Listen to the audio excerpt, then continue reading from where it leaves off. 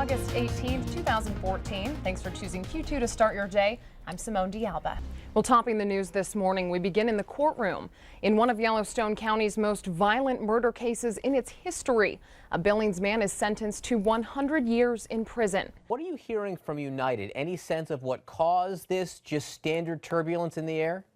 It does appear that turbulence, and I mean, we're talking severe turbulence, seems to be the issue, according to United Airlines. However, they're saying that the flight safety team is going to investigate what happened further. I know a point of contention was passengers saying they weren't getting a response as to what happened. We do understand that one woman hit her head during this turbulence, which can be deadly at times when it is severe. Simone DeAlba, thanks so much for being with us. 4 to 6 kids stabbed. A suspect is in custody. We're being told that's taking place at the Franklin Regional High School in Murraysville. Again, that's a look live right now, and this is a developing story. We'll be sure to keep you updated on air and online. A Great Falls neighborhood is shaken up overnight after police bust a meth lab inside a residential home. MTN's Devontae McKenneth has been following the case throughout the morning and joins us now with more. And just like you mentioned, the investigation. Well, a Butte community group is holding a public meeting this evening to address important issues such as youth substance abuse and teen suicide. Here in the United States, President Obama is making good on last year's vow to return to Indian country in 2014. For the NDO to be reconsidered by the council, one of the 6 who voted against it will need to move for reconsideration. In the political realm, Democrat leaders from across Montana gathering in Helena on Sunday to pick a new nominee in the race for U.S. Senate. The African nation of Liberia says it will close schools and possibly quarantine communities in an attempt to stop the spread of Ebola. CBS's David Begnaud joins us now live. Now, David, we understand there are actually Americans being rescued during this health crisis. Scheels inviting the media in for a sneak peek of its superstore, complete with a Ferris wheel and a 16,000-gallon fish tank. Reporting you can trust with Simone DeAlba.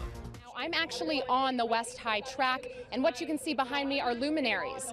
Now, each of these represents somebody's story, somebody's struggle, and today I was lucky enough to meet some of the survivors.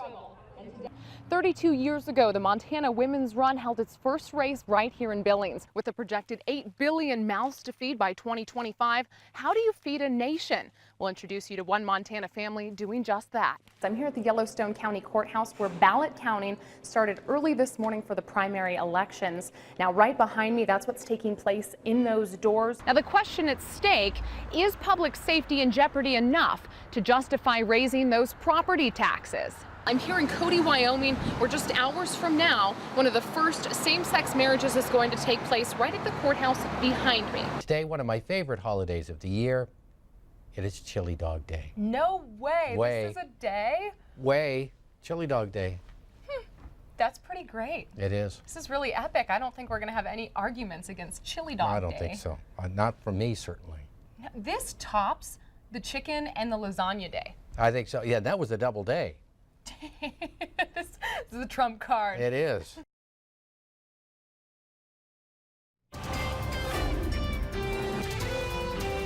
%28 and rising. Homelessness among kids in Yellowstone County is rampant. We have a serious problem on our hands right now. We can't deny that it's there. And, you know, if you really see it, it's there. They're called the invisible kids. They don't want to be gawked at, counted, or singled out. The goal is survival. I drive into Tumbleweed and see a kid rolled up in a rug, waiting for us to open our doors. For 17-year-old Jadessa, everyday abuse was her reality. You could tell. You could definitely tell. And I always knew when my mom was drunk, the way she spoke, the way she talked, like everything. Sherry is the executive director of Tumbleweed, a program here in Billings that offers outreach. Many homeless youth, we have one that's been living on the streets for over 2 years, and if you ask him if he's homeless, he says, no, I choose to be outside.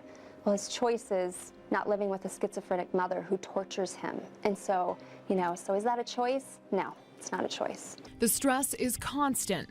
For many of these teenagers, their biggest concern isn't prom or Friday night's football game. In fact, for many, it's will I have a safe place to sleep or who can I trust? I kind of taught myself like protection skills, if that makes any sense. I knew when my mom was out late or how she was talking and everything. I kind of had to different procedure to go about it. I told my brother, you know, stay on mom's good side tonight. Stability is often a luxury for these teens. Jadessa says help from friends kept her going. But for the most part, I just kind of lived out of her trunk. It was almost more stable being homeless at that point. With all the odds stacked against them, these teens are in for the fight of their lives. We had 6 kids this past month that had been raped living outside. And you know, when you really have to swallow the fact of that, there's just more we can do. It's programs like Tumbleweed and the generosity of others that give these youth a hand up.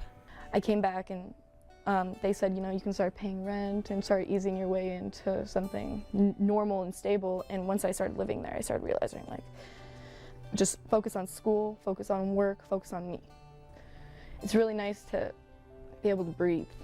Jadessa, by all means, is a fighter, and her message to other teens is one of hope. Hang in there. It's not like this forever. There were times that I wasn't like in so much pain with myself, with everyone around me, that I didn't think it was going to get any better, and it did. Like, I was still able to find light in some darkness. And it's that light that keeps her moving forward. Nothing is wrong with these kids. They're amazing human beings who have endured more than I can ever wrap my head around. There's so much out there that everyone's willing to give. And I never realized that until I had somebody open up their arms to me. Say, come on, like, I'm here.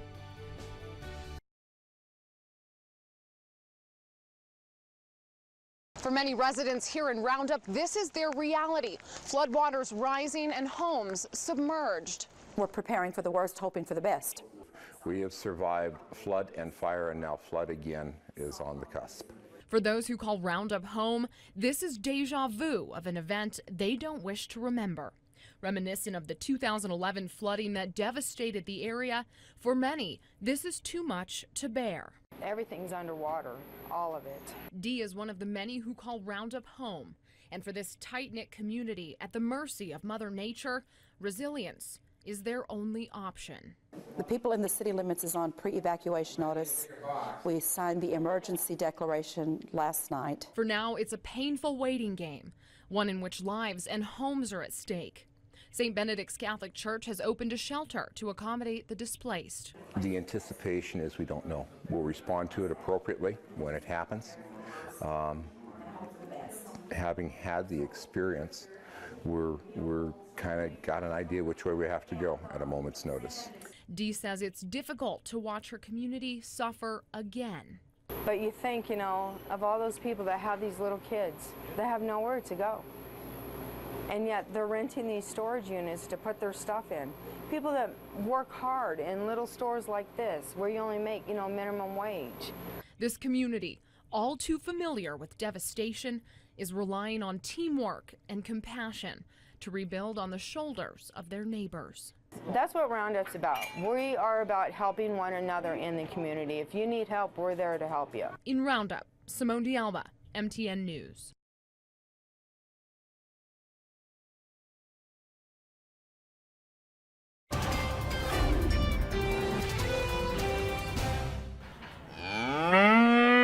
It's dust and dirt, cattle, crops, back to the basics of humanity, just man and the land. I guess it's in my blood. You know, we've been here 94 years, and then the family went there in Germany and Russia. They were farmers there, so it's kind of just the family tradition, I guess you could say. Mark Vogel and his wife Kate are the faces of the next generation. We're trying to reshape how agriculture is done, trying to make new suggestions and practice on sustainability and things like that. The farms that our grandfathers may have known are changing. With any business, you have to adapt and change and try to move forward with times and not kind of always do what you've always done. A shift is taking place, one where the newest generation needs the wisdom of the past paired with the innovation of the present to ensure a profitable future. That's our biggest challenge. We're going to be faced with less land. As populations grow, it's going to be more urban sprawl, less farm ground. And if we can do more with less, we're definitely going to move ahead. From social media to GPS, farming in the 21st century has a modern day twist. I think it's awful cool. You know, we got auto steering the tractor, GPS. You kind of sit back and you can jam out to the radio or get on the internet. And they're relying on that modern twist to attract a new generation of farmers, one that will build a career on the values of teamwork, patience, and a drive to feed an ever-expanding globe. Brother Adam, he's in feeding cattle right now. My other brother Matt, he's riding through them, checking them. I'm out here trying to get the crops put in the ground. And if it was just one of us, holy cow, I couldn't imagine how busy. Without the team, we'd be in over our heads. The Vogels are educating others, showing the younger crowd that farming isn't a stale profession. It really makes kids appreciate outside, appreciate where food comes from, appreciate the value of working. So you can go work a whole day and you actually see something, you see a product from what you're doing. We've got the fifth generation coming up, and 2 nephews and 3 nieces so far, and we're excited to provide them the opportunities that we were provided when we were younger.